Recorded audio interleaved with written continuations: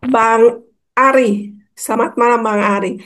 Sebagai aktivis lingkungan, ya, bagaimana Bang Ari melihat adaptasi jemaat atau adaptasi gereja sebagai institusi terhadap pola perubahan iklim ini, termasuk krisis iklim saat ini? Iya, terima kasih. Saya kira kita bisa memulai dengan ya sebagai orang Kristen gitu ya. Tentu ada ayat Alkitab yang mewajibkan kita untuk menjaga bumi ini. Jadi dalam konteks kitab Kejadian sudah menyebutkan bahwa manusia ditempatkan di Taman Eden untuk menjaga lingkungan dan menjaga bumi ini. Artinya secara moral kita memang sudah harus menjaga bumi, menjaga lingkungan dan ini yang saya bilang mungkin satu keharusan, apalagi memang kita tinggal di bumi ini yang memang sudah menjadi kewajiban. Sebelum saya di Greenpeace, saya juga bekerja dengan di Walhi gitu ya, di Kalimantan. Dan saya sempat beberapa kali bersama dengan pihak gereja, PGI dan gereja di beberapa tempat untuk mengadvokasi lingkungan gitu.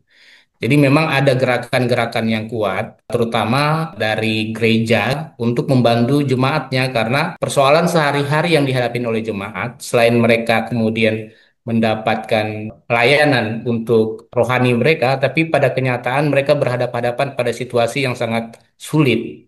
Tanahnya mereka dirampas, mereka hidup di lingkungan yang kotor, dan disinilah sebenarnya kita, terutama pihak gereja, untuk mengambil peran bersama-sama umatnya untuk melakukan perjuangan terhadap situasi-situasi yang memang real dihadapi di masyarakat. Terkait dengan bagaimana kita beradaptasi, tentu ya paling penting sebenarnya ya tadi gereja bersama dengan jemaat dan memang saya kira hampir semua wilayah di belahan bumi manapun ini sudah mengalami persoalan-persoalan terkait dengan masalah lingkungan. Dan masalah-masalah lingkungan ini sudah berdampak pada ekonomi, bahkan berdampak pada yang namanya keselamatan. Misalnya di wilayah-wilayah NTT sekarang gitu ya, yang sekarang sudah sering yang namanya siklon tropik gitu, itu adalah satu perubahan di mana krisis iklim ini yang sudah semakin nyata gitu. Jadi dulu siklon tropik itu siklusnya mungkin 30 tahunan sekali, sekarang semakin cepat. Di beberapa wilayah misalnya di Halmahera di mana ada nikel-nikel tambang nikel di sana, dulu masyarakat yang kemudian mengandalkan cengkeh sebagai mata pencahariannya itu sudah berubah gitu. Cengkehnya kemudian produksinya semakin menurun dan akhirnya kemudian mereka mau tidak mau kemudian ditawarin untuk bekerja di tambang nikel gitu ya. Tambang nikel dan kita ketahui situasi misalnya di Wedabai, ada masyarakat di sana gitu yang tinggal di Wedabai, di Teluk Weda gitu. Darah mereka itu sudah terkontaminasi logam berat, arsenik. Karena memang ikan-ikan yang ada di dan air di sana sudah tercemar. Nah, artinya memang bukan hanya bicara soal moral, tapi juga bukan bicara soal ekonomi saja, tapi itu sudah menyangkut keselamatan warga. Karena sudah sampai ke kesehatan, karena di dalam tubuh manusia itu sudah terdapat limbah-limbah yang diakibatkan oleh kerusakan-kerusakan lingkungan dari pabrik-pabrik yang diciptakan oleh lagi-lagi kita melihat soal segelintir orang ya. Jadi juga kita melihat persoalannya juga bukan hanya masalah ekonomi, pertumbuhan ekonomi, tapi ini soal gap siapa yang mendapatkan keuntungan sehingga disinilah kemudian peran gereja untuk menjawab melihat ketidakadilan juga ada di dalam konteks pembangunanisme yang itu juga berdampak kepada umat-umat. Bung Ari, eh, menurut Bung Ari, seberapa parah sih tingkat kecenderungan yang terjadi yang dilakukan terhadap proses eksploitasi alam ini yang dengan alasan ini untuk pertumbuhan ekonomi dan kesempatan kerja. Eksploitasi ini sudah sampai tingkat keparahan yang seperti apa? Ya, ya ini yang kemudian disampaikan kita sudah pada fase krisis gitu ya. Sekjen PBB bahkan sudah menyatakan bahwa kita tidak bisa lagi kembali ke belakang untuk memulihkan. Yang bisa kita lakukan adalah untuk mempertahankan supaya kejadian krisis iklim ini tidak terlalu cepat datang ke kita. Jadi memang tindakan-tindakan yang lebih, kalau bahasa kami, lebih radikal untuk merubah semua sistemik ini ya. Jadi perlu melihat juga bahwa persoalan-persoalan ini termasuk solusi-solusi yang dibangun misalnya UNFCCC, UNCCC sudah mendiskusikan ini masalah-masalah lingkungan ini hampir 60 tahun. untuk mencoba mencari mengatasi bagaimana bumi ini tidak kemudian semakin panas. Dan faktanya pendekatan-pendekatan yang dibangun, bahkan pertemuan-pertemuan tingkat tinggi yang dihadiri oleh pemimpin-pemimpin dunia, itu selalu tidak membuahkan hasil yang konkret. Nah, pasca pertemuan terakhir di Paris, semua negara bersepakat untuk mencoba mempertahankan suhu global ini di bawah 1,5 derajat atau sampai 2 derajat Celcius. Tapi kemudian misalnya Amerika Serikat, dia negara yang paling besar tingkat emisinya, dan kemudian ketika Trump datang dan dia cabut dari perjanjian iklim. Nah, ini kemudian menjadi persoalan-persoalan yang serius karena negara yang paling besar tingkat emisinya untuk dengan atas nama pembangunan yang kemudian mereka dapatkan menjadi kekuatan ekonomi terbesar itu dengan seenaknya gitu. Nah, ini menjadi fakta yang penting bagi kita sebenarnya karena ada pengabaian-pengabaian secara politik untuk kepentingan ekonomi yang kemudian itu terus mengakibatkan perjanjian-perjanjian global itu tidak bisa memenuhi upaya-upaya yang dilakukan untuk mempertahankan bumi ini di bawah 1,5 derajat. Itu yang paling aman.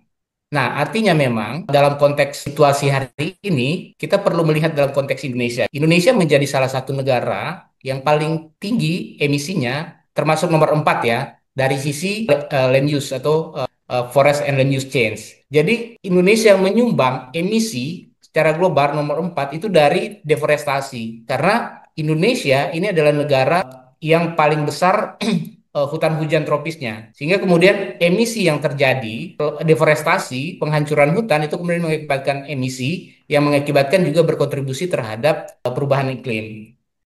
Nah, disinilah peran negara Indonesia untuk menghentikan atau menurunkan emisi. Dan Indonesia sudah juga berjanji untuk bagian dari komitmen terhadap Paris Agreement. Bahkan sudah ada undang-undangnya di Indonesia. Nah, persoalannya kemudian Indonesia hari ini apa yang menjadi komitmen global dengan tindakan dan kebijakan yang dilakukan itu berjauh berbeda gitu. Jadi dengan pendekatan ekonomi yang Pak Prabowo bilang 8% pertumbuhan ekonomi itu taruhannya sangat besar karena kemudian 88% pertumbuhan ekonomi itu dengan ekonomi Indonesia yang masih mengandalkan pada ekstraktivisme di mana mengubah alam itu untuk kepentingan ekonomi itu sangat ugal-ugalan.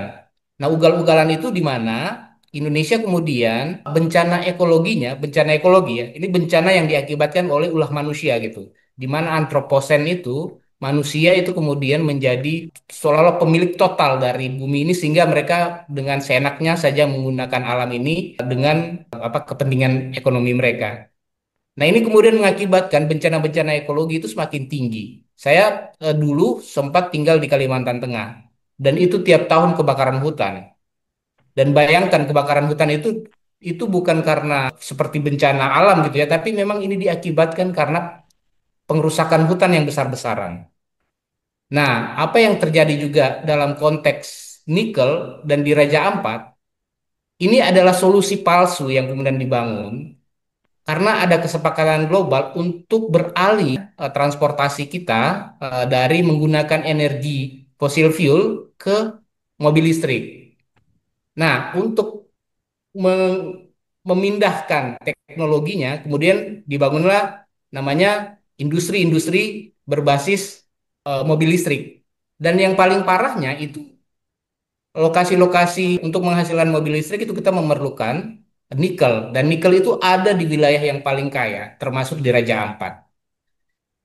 Nah, atas nama transisi energi untuk mobil listrik, kemudian mereka mengabaikan hak-hak hidup, ruang hidup, hak atas lingkungan yang sehat dan baik di Indonesia, dan itu kemudian digunakan untuk mobil listrik. Nah, lagi-lagi mobil listrik ini bukan untuk kepentingan orang banyak, karena mobil listrik ini memang juga diperuntukkan untuk merek-merek mobil yang ternama gitu ya, dan itu bukan untuk kepentingan rakyat.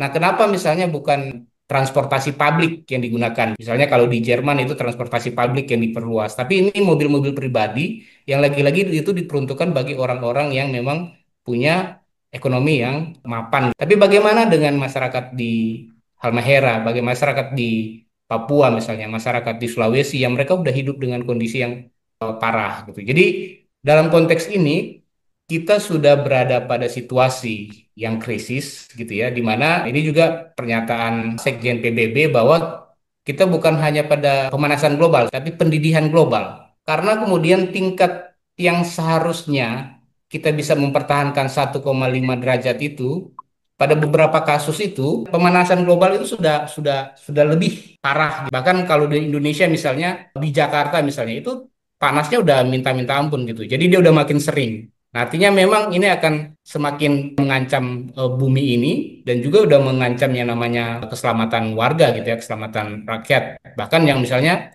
di beberapa tempat udah terjadi yang namanya climate refugee. Jadi kayak Vanuatu gitu ya, mereka keras sekali menentang atau kemudian bersuara keras dalam konteks negosiasi-negosiasi perubahan iklim karena negara mereka negara kepulauan dan itu paling terkena dampak dari perubahan iklim karena mereka pasti akan ketika suhu permukaan meningkat, permukaan laut juga akan naik dan tentu pulau-pulau yang paling mudah terancam adalah pulau mereka yang tinggal di pulau-pulau kecil. Nah, termasuk di Raja Ampat. Nikel-nikel di Raja Ampat itu banyak sekali di wilayah-wilayah kandungannya di pulau-pulau kecil.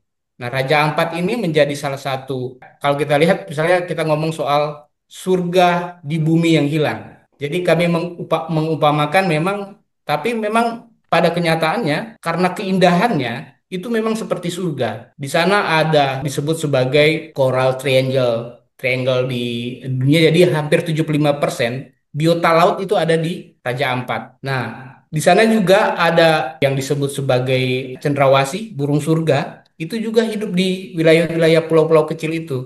Dan itu semua mau dihancurkan gitu atas nama industri nikel dan transisi energi.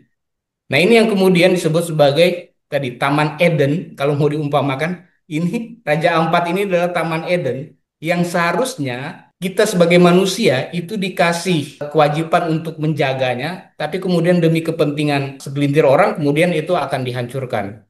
Padahal kalau kita mau lihat dalam konteks ekonomi, industri ekstraktif itu bahkan di Kalimantan, di beberapa tempat, itu sudah hancur semua karena dia industri ekonomi yang keruk, gali, pergi tinggal gitu. Jadi dia tidak memperdulikan gitu. Jadi kerusakan itu yang akan kemudian dialami oleh penduduk yang tinggal di sana yang tingkat adaptasinya terhadap lingkungan itu berbeda dengan orang-orang kota yang punya bisnis-bisnis tambang ini. Mereka mati dan tinggal lama di sana, beranak cucu di sana itu akan menghasilkan atau meninggalkan beban-beban terhadap generasi mendatang dengan kerusakan yang ada di sana. Nah, sementara ekonomi itu memang cepat, tapi kemudian diambil di bawah keluar dan kemudian bukan untuk keuntungan mereka.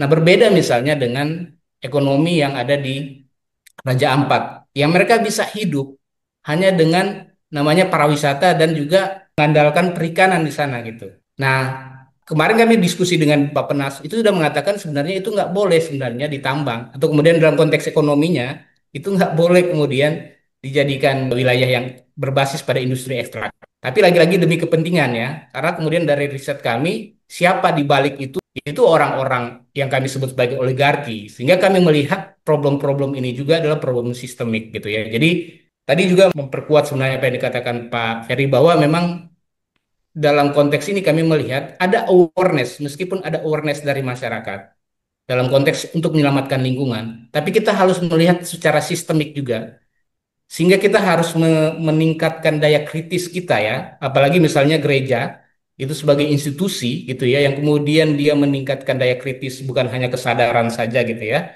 tapi kemudian daya kritis gereja untuk mendorong pada perubahan yang sistemik itu mungkin bisa berhasil.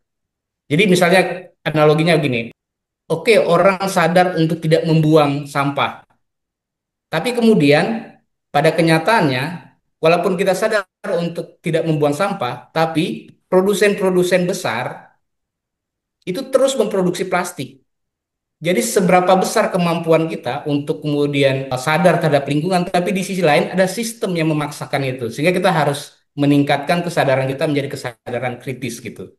Nah, ini yang mungkin perlu diperkuat dalam konteks ini. Jadi kalau saya mau bilang iman tanpa perbuatan adalah mati gitu ya. Jadi memang kita harus berbuat yang lebih lagi untuk melihat ini adalah persoalan sistemik di mana kemudian institusi gereja itu juga bisa menggunakan pengaruh untuk menekan pada sistem-sistem yang tidak adil yang kemudian terus merusak lingkungan dan masa depan bumi ini dan juga generasi mendatang.